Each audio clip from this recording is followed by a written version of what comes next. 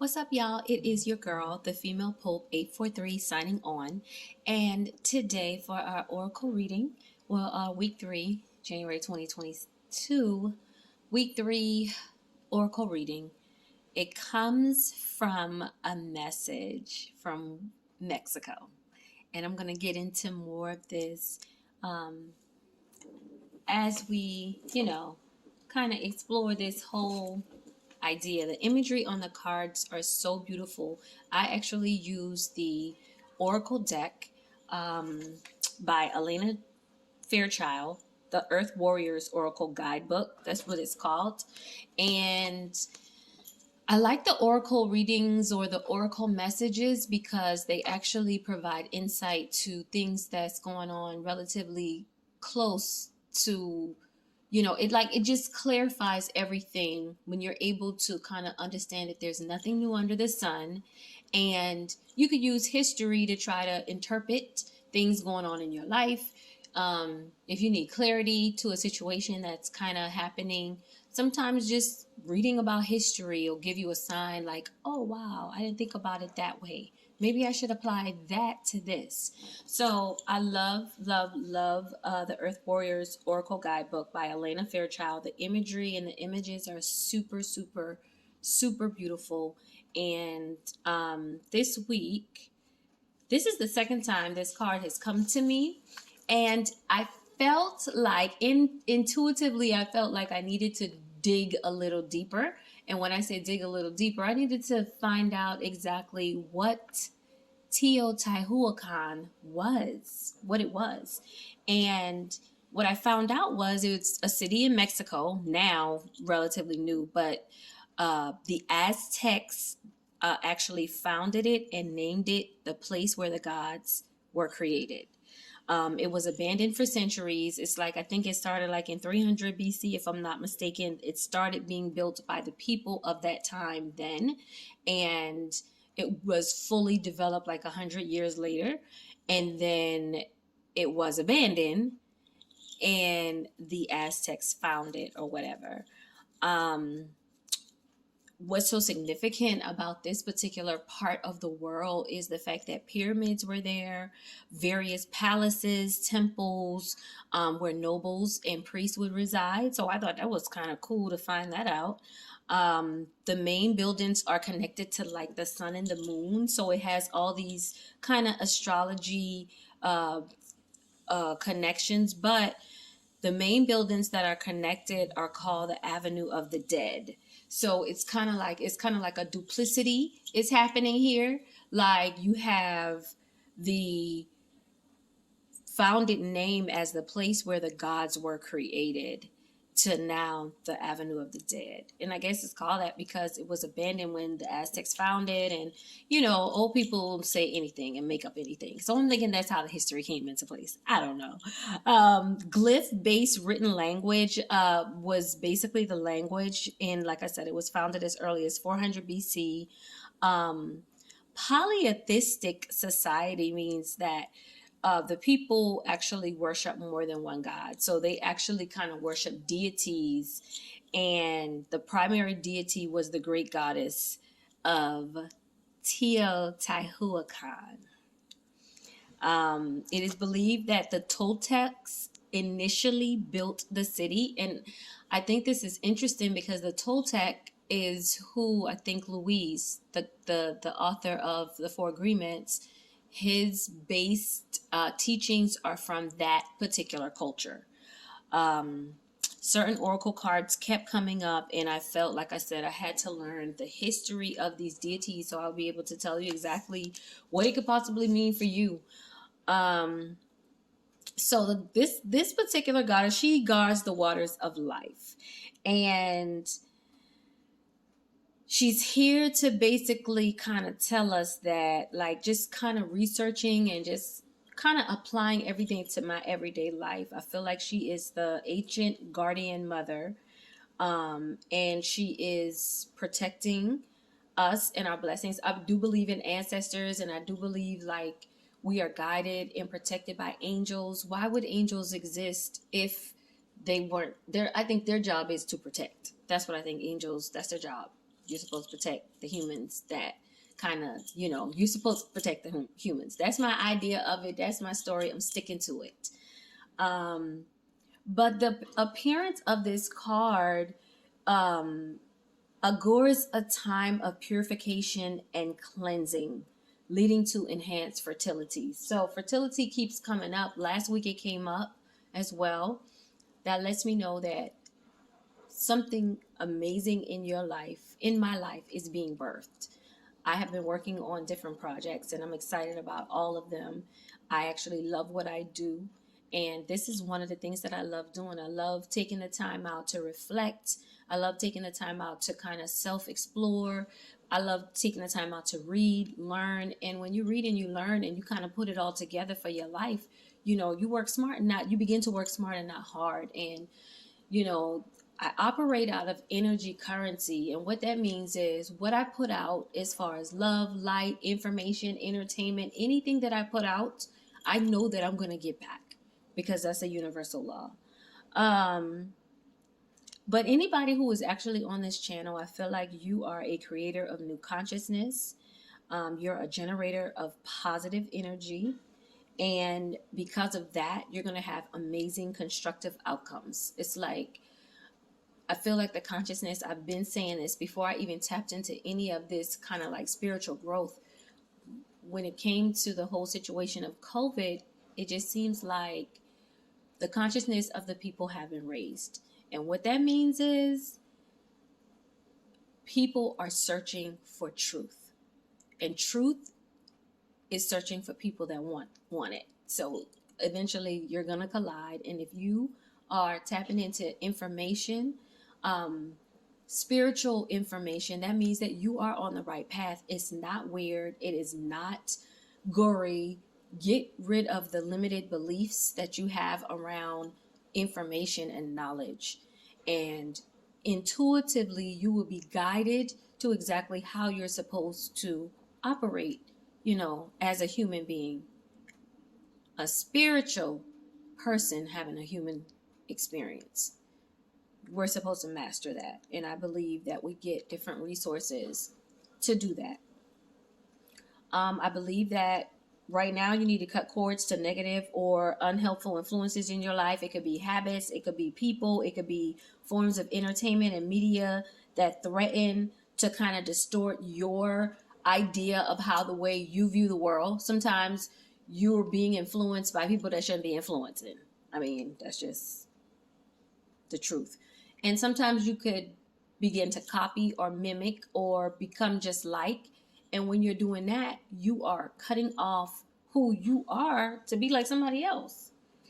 And so you have to get rid of the things that take you away from being your whole true self. The way to do that is to always process, reflect, contemplate, and create. And the only way you could do that is if you rest. I had a very, very, very hard time not doing nothing. I felt like I need to be doing something. Do not punish yourself with work. Do not take work as a hobby. A chore. Your work should be like a hobby. It should be something like, that's what I wanted to say. Your work should be like a hobby. Like it should be something that you want to do every day if you got paid or if you didn't get paid. Like you want to get paid, of course. However, you will get paid. But sometimes you need to rest. You need to rest. You need to regroup. You need to reflect. And that's how you replenish yourself. Because the world needs healing. People need stories to kind of be inspired and empowered and uplifted by. People need to see other people, in the same exact situation as them and using some of these practices to kind of create the life that they want for themselves. The same amount of positive energy that it takes to create what you want or what you don't want. The negative energy, it's the same currency. They're equal. So you could negatively impact your life with your thoughts, your habits, and things that you just don't want to change. Or you could take that same energy and put it in a positive way. But the only way for you to get there is if you rest your mind, you contemplate, you meditate, you pray, Have an open relationship and dialogue and monologue with God, the Most High. The purity of your truth has an astonishing power to affect change. That's a deep, deep statement for those who are searching for truth. When you find that truth and you put it all together in your mind, open minded, not judgmental, not using the information in a negative way, but in a positive way to send love and light, to be better, to heal. That's what we're here for. Like everything else is external. When you think about this life on earth, everything that we have as far as a house, that's external. That's not living inside of your spirit or your soul. What's living in your spirit or soul is the most realest thing, because that part of you never dies. So the flesh is outer. The house, the car, the job, the this, the that, all of those things are outer. So when you take the time to rest and reflect and get your mind right, you think smarter, you are clear, you trust yourself more, and the outcome of your life is really, really, really good. Um, your personal energy and spiritual potency to grow, because you want to grow in the area of using different resources and practices. I always kind of relate this situation to like the Bible and to the Quran, because it kind of carries this, the stories in the Bible are what people are attracted to. So the stories, when it comes to some of these deities and different cultures, how they would practice their faith, is you could use some of those very same things in your faith. Um, Refuse to entertain any person or idea that drains, depletes, or diminishes the quality of your consciousness. That's low level energy, low level frequency. The goal here to always be calm and at peace is to be peaceful. I mean, I come in peace. Whenever I meet anyone, I've already sent love and light ahead of me 11 times that day. I might do it at night. So it lasts. I said it expires in 24 hours. So I've already sent love and light ahead of me. So I'm coming in peace. I'm coming in, namaste. I'm coming, hey, I'm the female Pope 843. How you doing? Any business meeting, any relationship that I have, I try to be the person in the situation, whether it's a friendship or a relationship or a past relationship. I've always come in peace. And the way I do that is I refuse to entertain people or the idea that drains, depletes, or diminishes the quality of my mind. I cannot let people live in my mind rent free. That's a no-go over here. So when I cut off bad habits, low energy, bad energy, bad attitudes, effed up personalities, when if I decide to cut that out of my life, even social media, I am not a Facebook person. I just don't do Facebook. I feel like it's a lot of drama on there. There's a lot of good stuff on there too, but I prefer to be on other sites. You know what I'm saying? Because that's my preference. I cut that particular app off. That app is just for business. That app is to, it's a social, it's a great social playground, but sometimes I want to reserve my energy from that. Even with all of the social media sites, sometimes I just have some downtime just away from all of those. It's a lot of noise. It's a lot of noise. And my mind has to be clear. And the only way that my mind could be clear is if I cut those things off and I focus on the things that I need to focus on as a person first, and then as an individual living in this world. So when I do that, I become the influencer, or you become the influencer when you cut off, or if you're already there. That's why you're listening to this. This is confirmation that you're doing everything that you need to be doing to awaken, within your inner self, trusting that. Trusting in God, trusting in the universe, trusting in all the different energies when it comes to, because we're all energy, everything works together. So, when you operate like that as a person, when you operate in being whole and working on yourself to be a better person, you affect healing, transformation without force. Like you are literally, like when people see that you're operating out of love and you come in peace, and if there is a disagreement, you try to resolve it, you know, in the adult way by communicating and things like that. When you're operating in that field, then it kind of transfers to the people that are operating in that field as well.